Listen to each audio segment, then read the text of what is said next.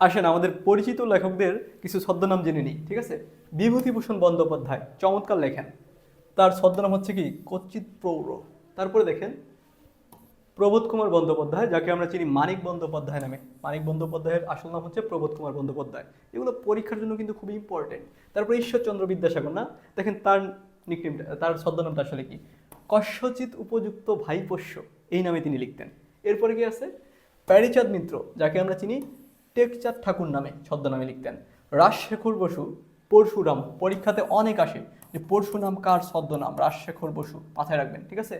সমরেশ বসু, তার ছদ্মনাম কি কালকুট, পরীক্ষাতে প্রচুর আসে, এগুলো ইম্পর্টেন্ট কিন্তু।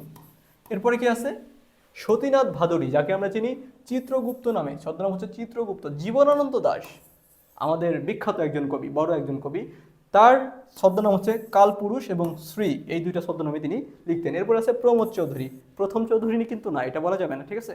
প্রমোদ চৌধুরীর ছদ্মনাম হচ্ছে বীরবল, ঠিক আছে।